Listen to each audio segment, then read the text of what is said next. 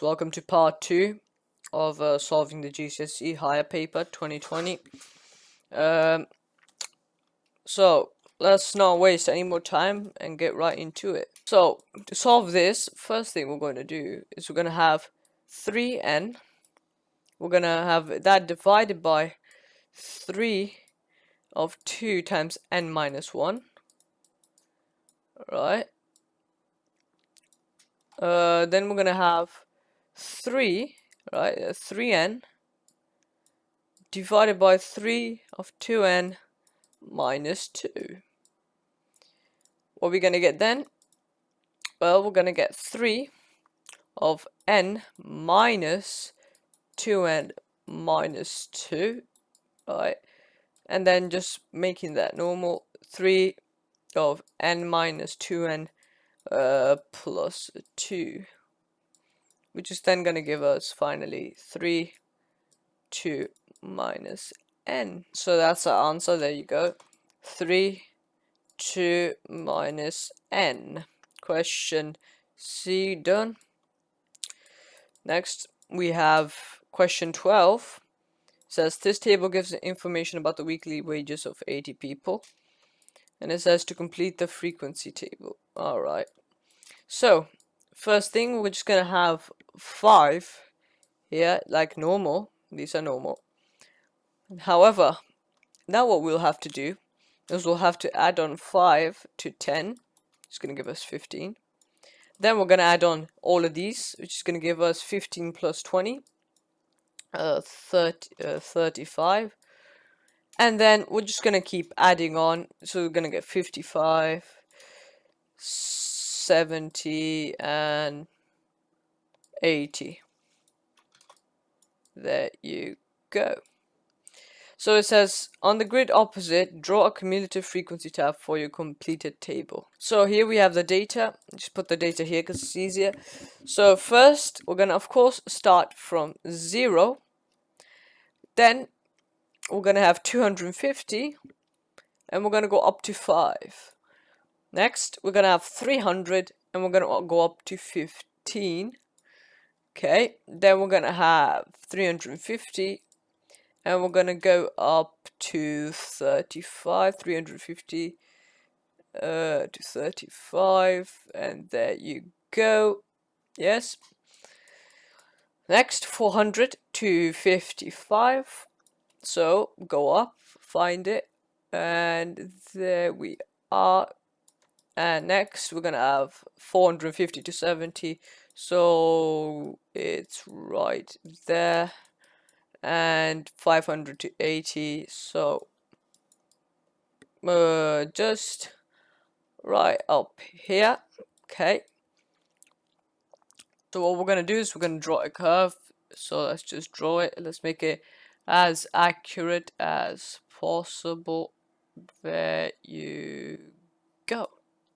So then we're going to look at from 350 right here, and then we're going to go up. And we're gonna get a point. So we're gonna go from 400 for 40 down. We're gonna go for like that. Okay. Then we're gonna go like this. So there you go, guys. We got a cumulative frequency graph drawn. Right, now let's go back to question 12 and let's see this question. So Juan says 60%. So Juan says 60% of this group of people have a weekly wage of £360 or less. So we have how many? We have 80 people. So we're gonna do 60%, okay, of 80. It's gonna give us 48. Okay. We're gonna get 40 out of 80, which is gonna give us 50%. Okay. That means 50% have a wage of £300.60 or less. Okay, so therefore Juan is Incorrect. There you go. Question 12 done. Let's now go on to question 13. We're going to use the density formula. Yes, we're going to get density, okay, is of course equal to mass divided by volume. So it says liquid A. So we want to work out the density of liquid C. I'm going to highlight that. This is our information we need. We're going to get that liquid A, LA, that's how I'm going to represent liquid A. Its volume is going to equal mass divided by density. Okay, mass is 1400 and density is 70. Now you can cancel these zeros out. You're going to get yourself 20 meters cubed. Okay, next we have liquid B, which we get the information, we get density and volume, so we want to work out the mass. So the mass will just be rearranging it. The mass is, so to work out the mass, we're going to do density times volume. So we're going to do 280 times 30. So it's going to give us 8,400 kilograms. Okay, there you go. Next thing, liquid C. So liquid A, let's see, has a mass of 1,400. And we're going to plus that to 8,400.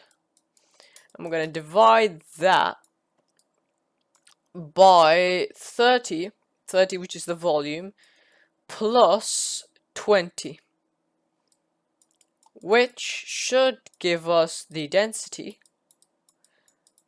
And that is just going to be 9,800 divided by 50.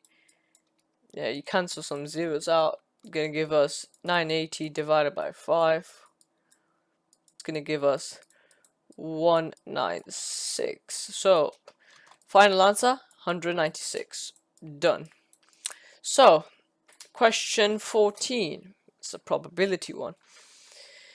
It says, Sally plays 2 games against Martin. In each game, Sally could win, draw, or lose. In each game they play, the probability that Sally will win against Martin is 0.3.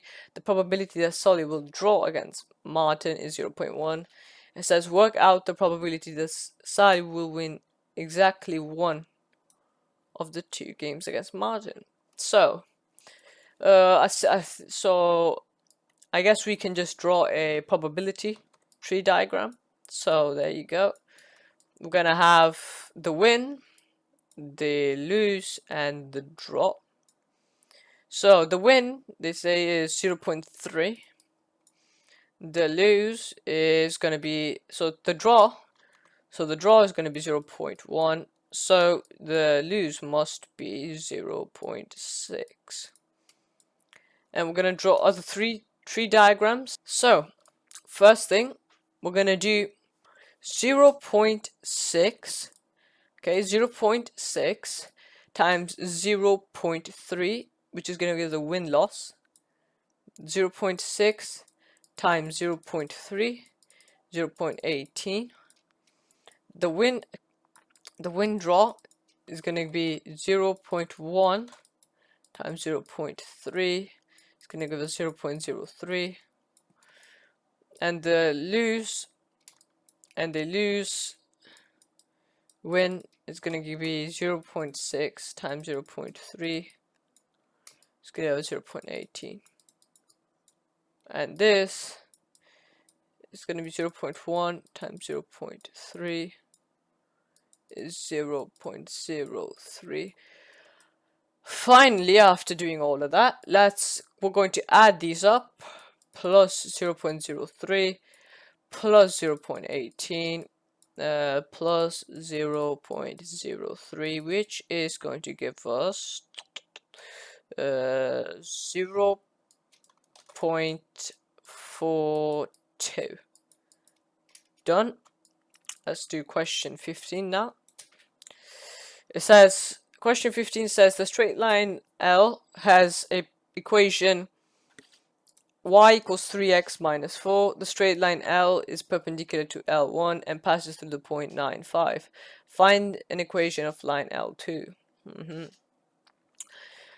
L1, we know that the gradient is equal to 3. The line 2 has a gradient which is going to equal -1/3 because it is perpendicular. And to work out the perpendicular gradient, we're going to do the negative reciprocal. So we're going to get y is equal to -1/3 x plus c. And it says, and we're given the points right here. So we're just going to substitute them in. We'll get 5 and -1/3 times 9 and plus c. Okay. Then we're going to get 5 is equal to -3 plus c.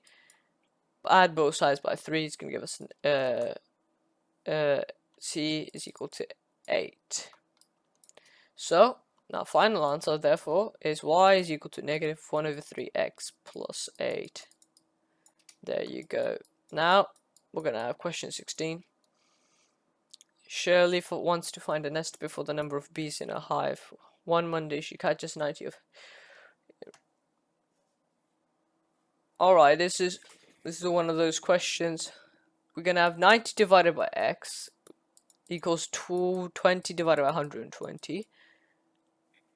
Then we're going to get 90 divided by x. It's going to give us 1/6.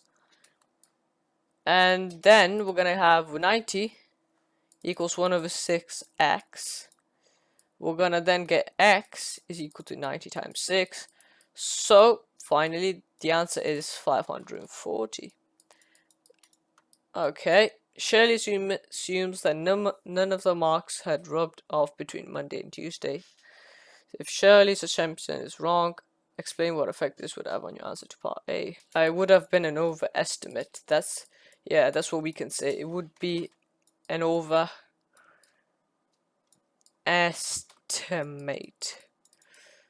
There you go. Question 16 done. Make f the subject of the formula. Okay, D. So the first thing we can just do right here is just times both sides by f minus 4. Okay, so we're gonna get d of f minus 4d equals 3 minus 3f. We want to make f the subject of the formula, so we're going to add 4d on one side. So we're going to get df equals 3 minus 3f plus 4d. Okay, we want to make f the subject, so we're going to bring all the f's on one side. We're going to plus 3f, so we're going to get df plus 3f equals 3 minus 4d. 3 plus 4d. So then we're just gonna put this on one side. Gonna get f of d plus 3 equals 3 plus 4d.